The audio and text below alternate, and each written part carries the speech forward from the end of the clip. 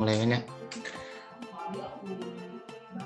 Bismillahirrahmanirrahim. Assalamualaikum warahmatullahi wabarakatuh. Hamdan wa syukurillah amma ba'du.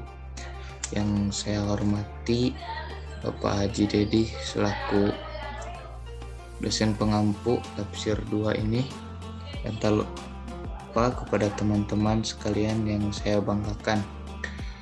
Kenakan kami dari kelompok 9 akan mencoba memaparkan presentasi dari mata kuliah tafsir yang berjudul Ibadah Kurban. Kami beranggotakan 3 orang. Saya sendiri Muhammad Anwar Ibrahim, ada teman saya Laili, dan satu lagi Sasi Kirana Putra Tuain. Dikarenakan Sasi Kirana sedang sakit, kami hanya bisa mempresentasikan materi ini berdua. Langsung aja pada materinya. Pertama akan dipaparkan oleh saya sendiri. Bismillah. Dalam Quran surat Al-Kautsar ayat 100, Al-Kautsar surat ke-108. Bismillahirrahmanirrahim. Inna a'tainakal kautsar fasholli lirabbika wanhar inna syani'aka huwal abtar. Yang artinya, sungguh kami telah memberimu Muhammad nikmat yang banyak, maka laksanakanlah sholat karena Tuhanmu dan berkurbanlah sebagai ibadah dan mendekatkan diri kepada Allah. Sungguh orang-orang yang membencimu dialah yang terputus dari rahmat Allah Subhanahu wa taala.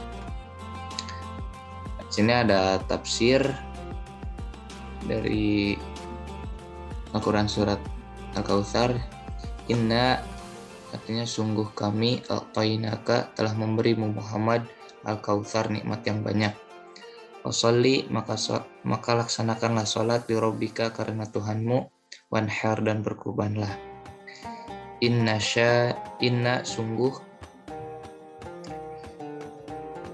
sungguh syani'aka orang-orang yang membencimu huwa dialah al-abtar yang terputus. Langsung ke asbabun nuzul dari Quran surat Al-Kautsar ayat 1-3.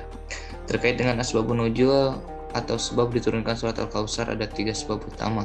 Yang pertama adalah kaum kafir Quraisy menganggap Rasulullah SAW orang yang lemah dan pengikutnya sedikit. Lalu yang kedua, mereka merasa gembira dengan meninggalnya putra beliau yakni Qasim dan Ibrahim. Yang ketiga, mereka bersukacita ketika orang-orang mukmin ditimpa musibah. Jadi surat Al-Kautsar juga merupakan penghibur bagi Rasulullah SAW.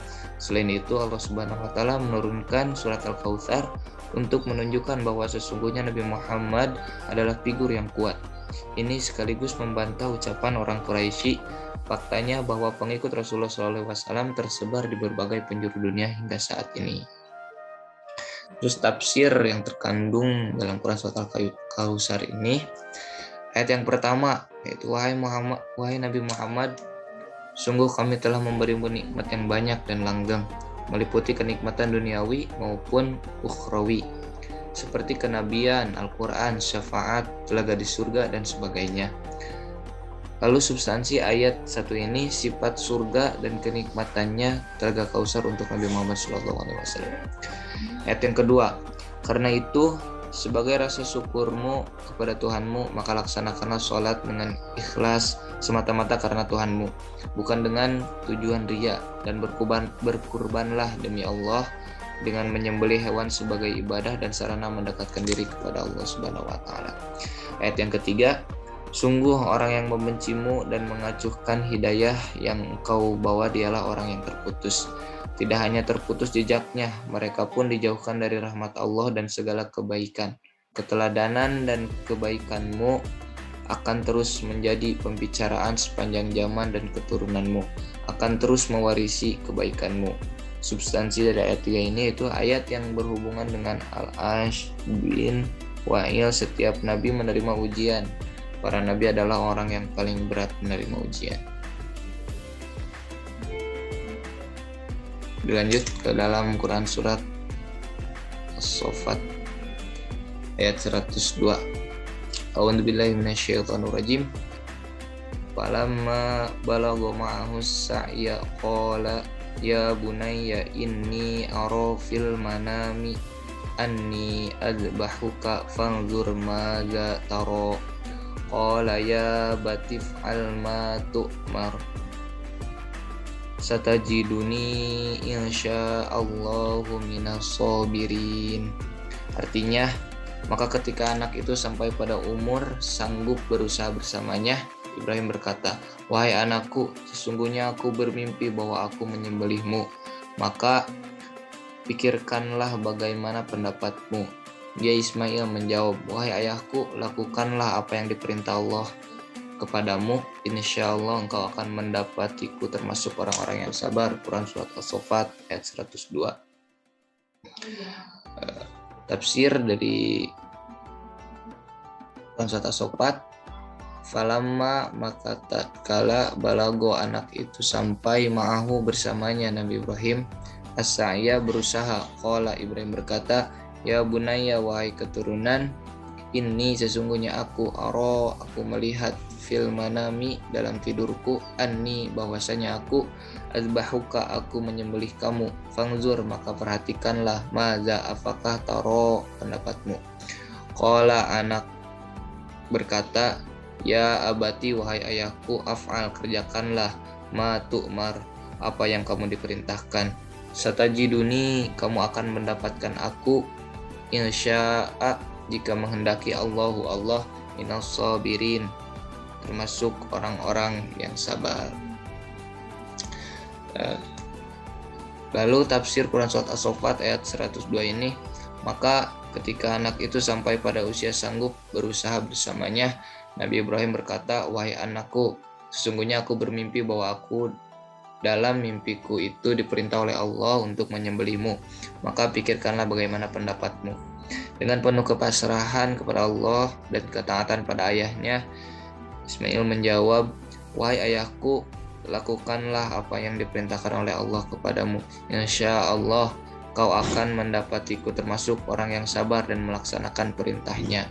Substansi dari ayat ini, mimpi Nabi adalah wahyu Allah menguji Nabi Ibrahim alaihissalam, untuk menguji Nabi Ibrahim alaihissalam sabar dalam menghadapi sesuatu yang kita benci. Pemaparan yang selanjutnya akan dilanjutkan oleh Laili. Waktu di dan layar dipersilakan. Baik, selanjutnya ada Quran Surat Al-Hajj 170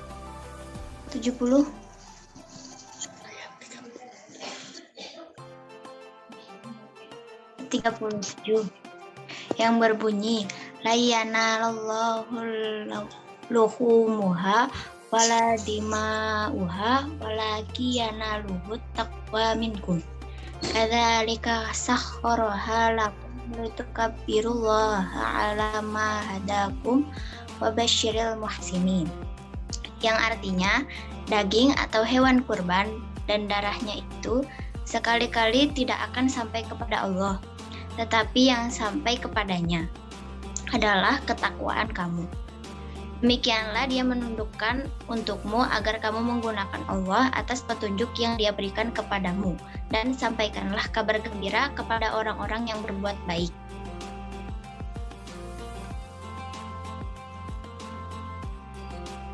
Selanjutnya ada tafsir mufradat. La yanalallah, sekali-kali tidak sampai kepada Allah. Lahumuha, daging atau dari hewan kurban. Wala dimauha, dan darahnya itu. Walakiyana luhu, tetapi yang sampai kepadanya at-taqwa adalah ketakwaan, minkum darimu. Kadzalik, demikianlah, sakhoroha, dia menundukkannya, lakum untukmu, litukabbirallah, agar kamu mengagungkan Allah, alama hadakum, atas petunjuk yang dia berikan kepadamu, wabasyiri, dan sampaikanlah kabar gembira, al-muhsinin, kepada orang-orang yang berbuat baik.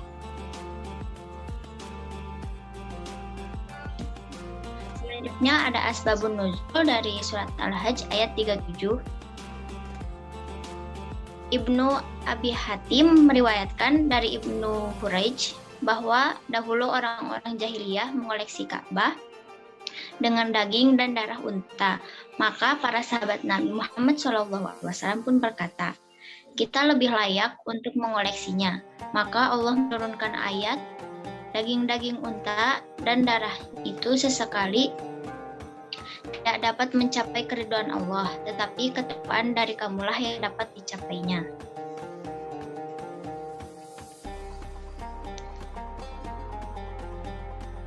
Tafsir Quran Surat Al-Hajj ayat 37, yakni Allah menjelaskan bahwa daging hewan kurban dan darahnya itu sekali-kali tidak akan sampai kepada Allah, karena kurban itu bukan sesajen dan Allah tidak membutuhkan darah dan daging.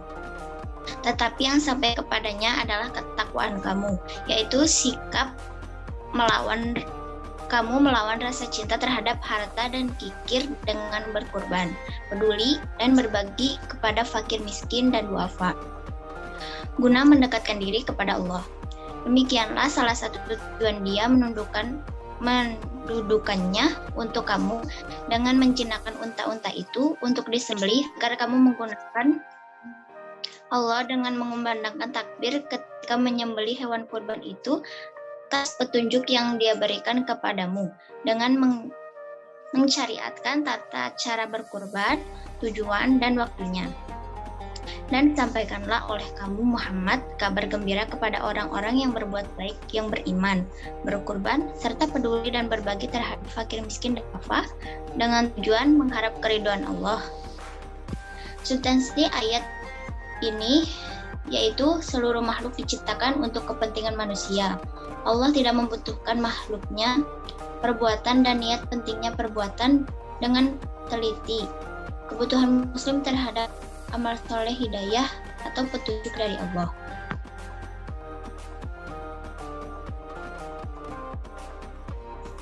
Baik, kesimpulan dari pemaparan hari ini adalah ibadah kurban atau kegiatan penyembelihan kurban adalah kegiatan rutin tahunan yang sudah menjadi tradisi. Selain merupakan ibadah yang harus terus dijaga dan dilestarikan karena memiliki makna yang dalam, yaitu bukan hanya meningkatkan hubungan vertikal dengan Allah Subhanahu wa taala, tetapi juga meningkatkan ukhuwah, meningkatkan hubungan horizontal dengan sesama.